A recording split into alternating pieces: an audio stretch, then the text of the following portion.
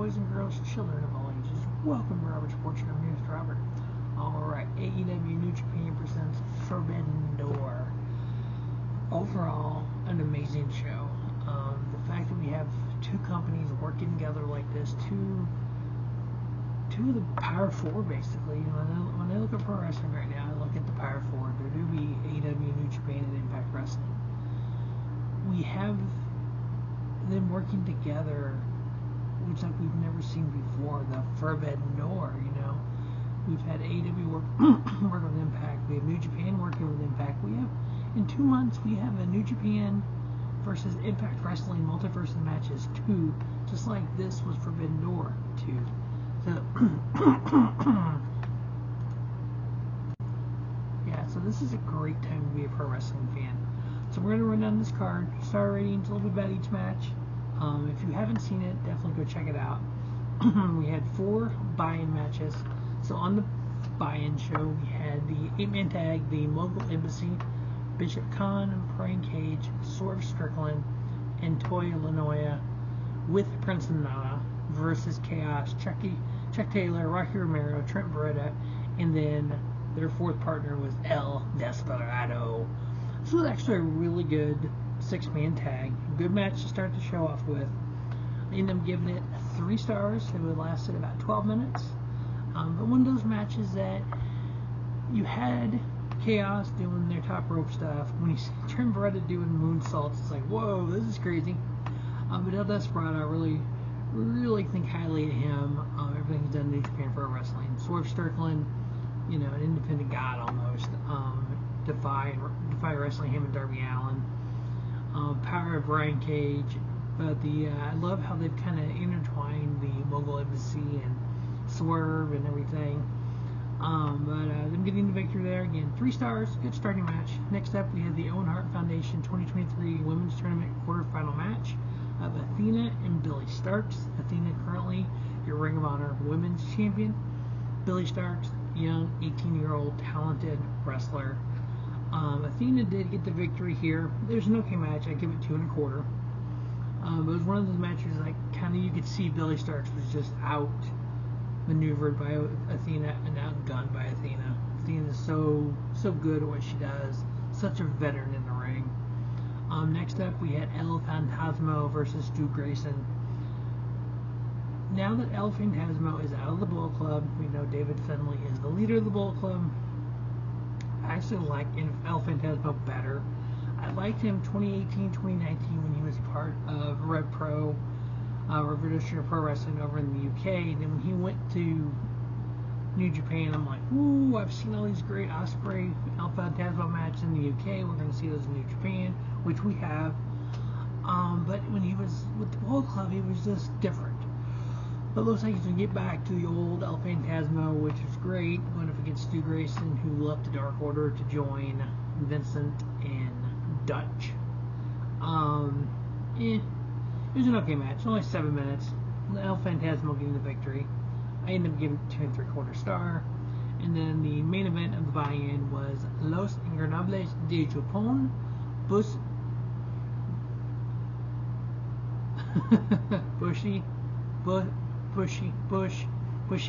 can't hardly talk. Hiroshi Tanahashi and Shingo Takagi going up against the United Empire. What is it? Crowns Up, Jeff Cobb, Fletcher, and TJP. Nice little 6-man tag. I ended up giving it 2 3/4 star. And then we get to the main card.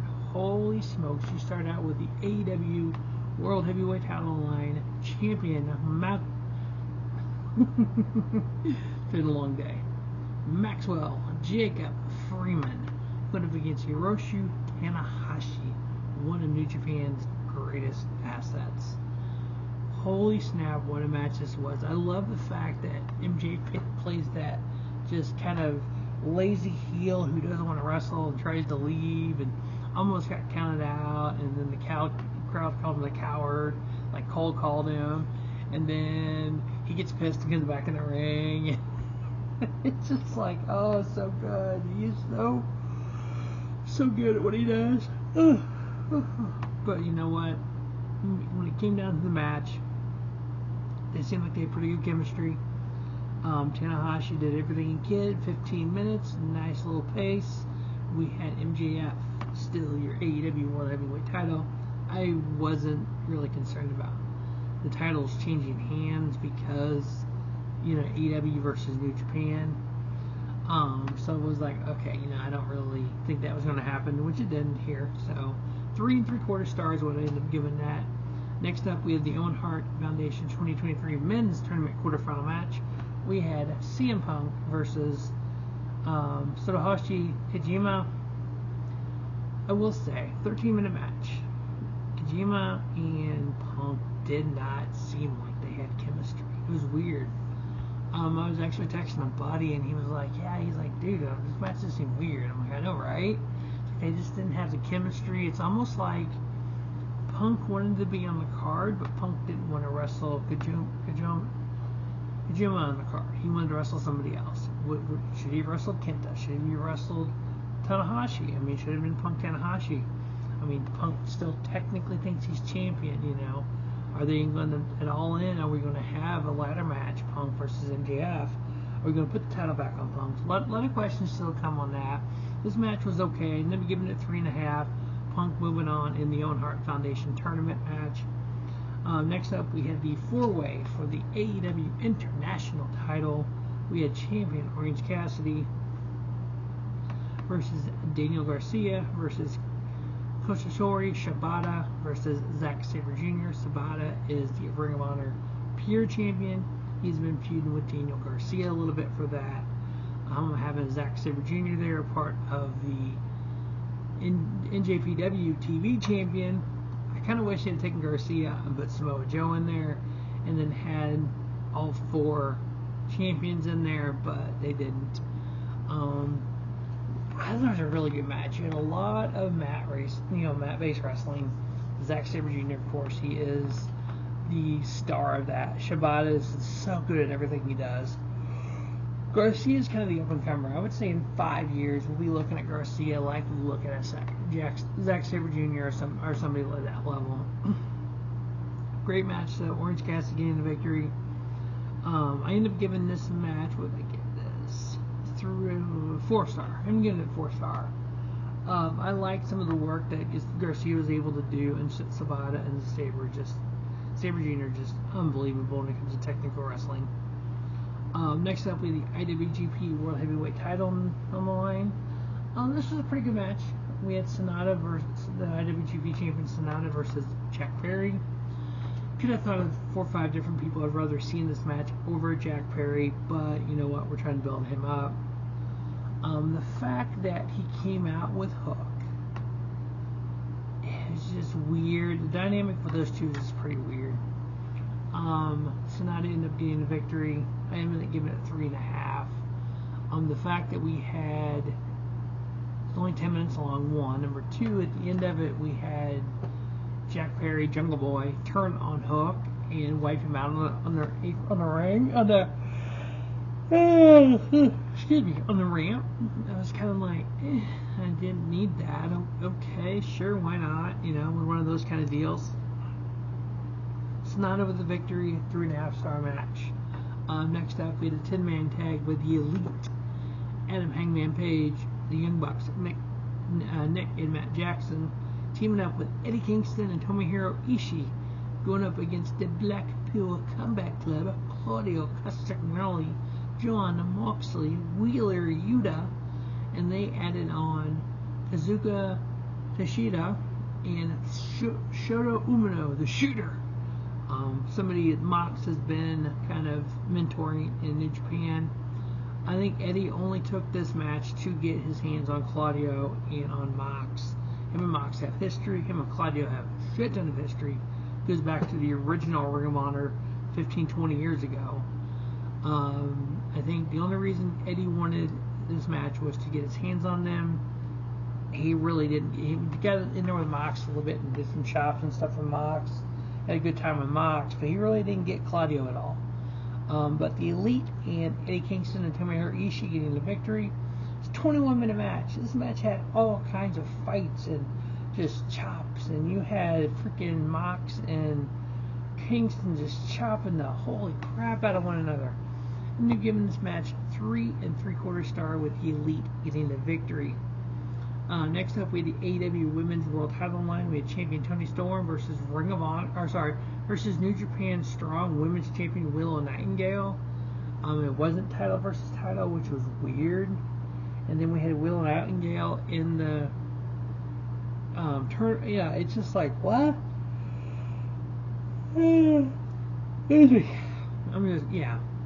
Got a lot of women's titles going on here. Toni Storm getting the victory. It's only 10 minutes long. Short, sweet, to the point. We had a lot of interference with Saraya and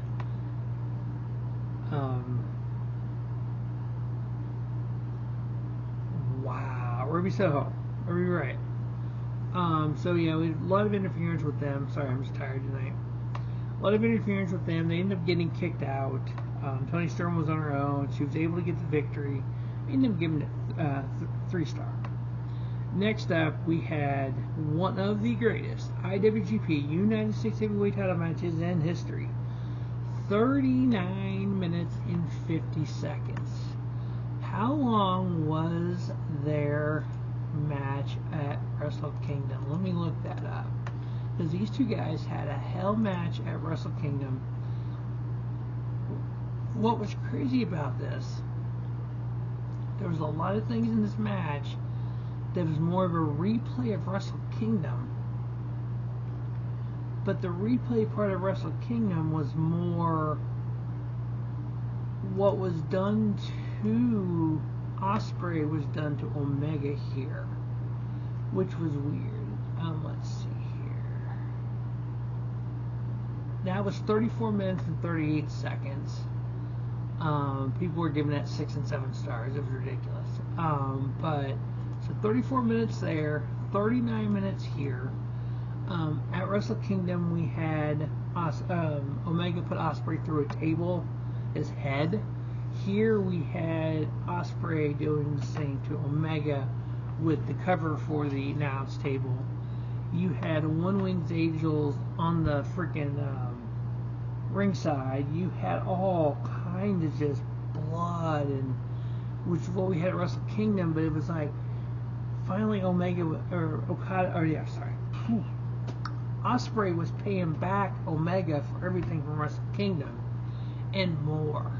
There were so many kickouts, and then you had Don Callis at ringside with Will Ospreay getting kicked out, coming back out. You had the whole thing when Kenny Omega and Don Callis, when Callis hit Kenny with the screwdriver, because that screwdriver storyline goes back other places as well. And you had Don Callis getting the referee involved. Behind the referee's back, he's holding on to the ref. He passes the screwdriver to Ospreay. Ospreay was up on Omega, like Omega was going to do like a powerbomb on him. He ended up hitting him in the freaking face with a screwdriver right here in the forehead. He ended up hitting one winged angel on him. He kicked out. Eventually, he ended up hitting the hidden blade on him. Ospreay did to finally get the victory. But this match had just a little bit of everything. I don't know what all these moves are called, but there was a flop that Ospreay did off top rope. It's like, holy snap. Remind me of, oh god, where did that stuff, the Tyler Black move, I can't remember the name of it. Not like a spiral tap, but something in that neighborhood, one of those kind of things. But yeah, it was this crazy match. I didn't give it a 5-star. I mean, I know there are going to be people out there that are these professional rankers, and they're going to give it like 6 stars, 7 stars, 8 stars. They're going to think it was like the greatest match in the history of pro wrestling. I give it a 5-star. It was solid. Same as the Wrestle Kingdom match. And then we had the sub-main, which I kind of like how they kind of slowed it down here. We had 6-man tag. We had the Jericho Appreciation Society, Chris Jericho, Sammy Guevara, teaming up with Minoru Suzuki, going up against Darby Allin, Sting, and their mystery opponent, Tatsui Naito, who had history with Jericho at Wrestle Kingdom 13. This was a pretty decent match. Everybody kind of got their stuff in. You kind of had Darby and Guevara fighting. You had Sting and Jericho. You had Naito and Suzuki. Minoru Suzuki, he's a crazy old man, basically. It's hella crazy how good he is, too. 15-minute match. One of those good little kind of in between the two mega matches. I ended up giving it 3 1/4 with Darby Allin, Sting, and Tatsuya Naito getting the victory. Then we had our main event. We had Bryan Danielson versus Kazuchika Okada, the Rainmaker, who is the best technical wrestler in the world. 27 minutes of these two going at it. Everyone kind of hit their big moves. It was special, yes, but it wasn't just so far over the top special where it's like, oh my god, I can't believe they did that. It was just good. It's just every bit of it was good. These two guys just technically are sound, went at it. The fact that you had Bryan Danielson beat Kazuchika Okada by submission, that was just incredible. I ended up giving it 4.5. So that is AEW New Japan Forbidden Door review. We had 4.5 for that main event, 5 with Okada Ospreay, 4 with the AEW International Fatal 4-Way. Really solid card, really good matches, had a good flow to it, good video packages. One of the best shows AEW's put on. As always, thanks for watching the Robert Sports Show, and don't just have a great day, have a spiffy day. Robert Sports Show, your YouTube leader in sports channel content.